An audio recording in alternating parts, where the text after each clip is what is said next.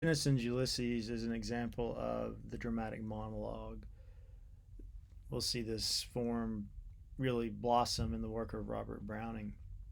Usually, dramatic monologue is a poem, first person, where we can imagine the speaker addressing a particular audience, or in some case, simply addressing himself in a soliloquy.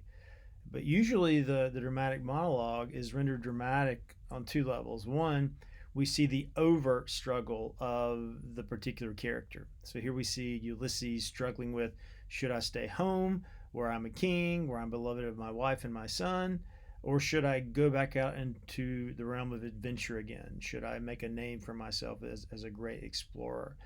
That's his struggle. Of course, he errs, not errs, that's not the right word. He decides to go out again with his men, take to the ship, and try to sail beyond the boundaries of the known world.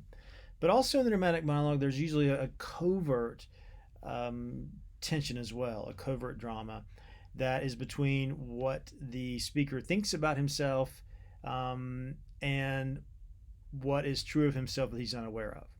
So most dramatic monologues draw their power from a blind spot that the speaker himself is not aware of.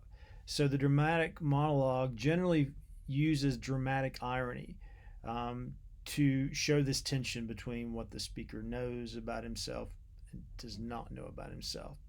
We as the readers get a sense that this speaker is missing something. We can see something that he does not. So what is that in this poem? Well, this poem's complicated in terms of tone. Some people read it as a resounding affirmation of, let's call it carpe diem. Don't rest on your laurels. Don't sit around and grow old and become complacent. Always seek new adventures. Always seek new things. No matter how old you are, you must strive to seek, to find, and not to yield. But really, I believe the poem is satirizing to some extent this impulse. So let's think about it. Here's Ulysses. He's come back from his 20 years gone, connected to the Trojan War. He's now back in Ithaca. He's reunited with his wife Penelope, and he's reunited with his son Telemachus, who's sort of taking over the responsibilities of ruling the land. And Ulysses hates being the ruler. He says, I don't know these people. They don't know me. I'm bored here. I'm the man who was drunk on battle, drunk with the delight of battle with my peers, far on the ringing plains of windy Troy. Now, this is classic Tennyson. Far on the ringing plains of windy Troy. So you get the ringing g g. You hear like that kind of crisp ringing, like you hear like the clash of the armor, the bang of the drum. So there's that sound of kind of the hitting that would take place on a war. But then also you have these end sounds, ringing plains, and the ends move into these S sounds, ringing plains. So the S sound suggests a kind of wind, and look what we have. The ringing plains of windy Troy. So we actually move from the S, the plains, into the W. So the tongue itself moves into an instrument of breath, of wind, and the very line itself makes our mouth make wind, as well as make the striking sounds, g g, of battle. Amazing. So this is what Ulysses had. It's dynamic, it's heroic, and he wants that again. He doesn't want to be ordinary. He doesn't just want to be a guy. Of course, he's a king, but he doesn't want to be complacent. So we can understand that probably, even if we're young, like you are, my students at Wake Forest. I'm not so young anymore. But certainly there is more vivacity, more dynamism, more life, physically speaking, when you were younger. And as you get older, you crave that, and you want it again.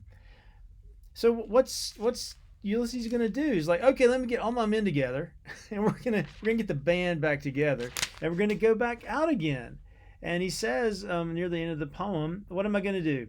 I'm going to push off and sitting well under order, and sitting well in order, smite the sounding furrows. For my purpose holds to sail beyond the sunset and the baths of all the western stars until I die. Dante talks about this in Divine Comedy, saying that this is what Ulysses does. He wants to sail beyond the known world and see what's beyond those boundaries. Of course, this is a prideful thing for someone like Dante, the Christian. I'm going to do this until I die, he says. I'm going to keep sailing until I die. It may be that the gulfs will wash us down. It may be we shall touch the happy isles to see the great Achilles whom we knew. Though much is taken, much abides, and though we are not now that strength which in old days moved earth and heaven, that which we are, we are. One equal temper of heroic hearts, made weak by time and fate, but still strong in will to strive, to seek, to find, and not to yield. Now, if we see this poem in connection to Tennyson's other poems, which are about the extremes of introspection, we can see this poem as a kind of extreme of the opposite, an extreme of action. Mariana is so consumed by her melancholy introspection that she can't do anything. She's totally static. The Lady of Shalott, too, is so consumed by her weariness at looking at shadows that most of her life is repetitious as well, until suddenly Lancelot breaks into her life and cracks her mirror. Ulysses is the opposite here. He wants to be a man of pure action. He doesn't want to think at all. If you're going to be a ruler, you have to think. If you're going to be a good father and a good husband, you have to be thoughtful. And it's like he doesn't like that everyday kind of activity that requires sympathy and empathy. He just wants to go off and be a sort of traditional male, like I will go out and I will conquer, I will go out and I will name new lands. So if Ulysses has a blind spot in this poem, it is that. He's so consumed by the desire to act and so consumed by the desire to achieve a kind of physical heroism that he blinds himself to what we can only see as very clear gifts: to be a ruler, beloved, to be a father, and to be a husband much renowned. He wants to give that up. And notice the hyperbole of the language. On the one hand, you can say, oh, this is a resounding call to action, to strive, to seek, to find, and not to yield. And I used to see the poem that way. I've quoted those lines many times, like, got to get up out of bed. But there's something so hyperbolic about them. It's as if Ulysses is trying to prove to himself, trying to convince himself that he has powers that he knows he doesn't have anymore. We are as we are. Yeah, okay, that sounds about right. We're made weak by time and fate. Yeah, that sounds about right. But you know what? We're gonna strive and seek and find, and we're never gonna yield. It's almost like he's protesting too much. I would argue that he's trying to sort of talk himself out of his domestic responsibilities and into this world of no real responsibility.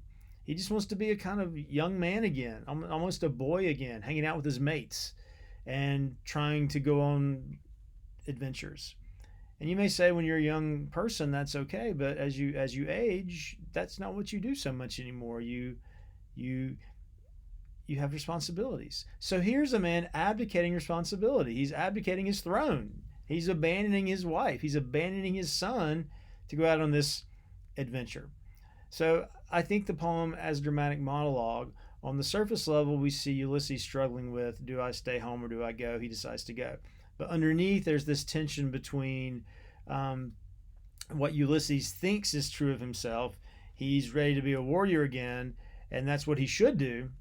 And the other side of Ulysses that he's trying to ignore, that he's not really a warrior anymore. He's an older fellow, and he has serious responsibilities at home that he is now going to relinquish and therefore abandon his family.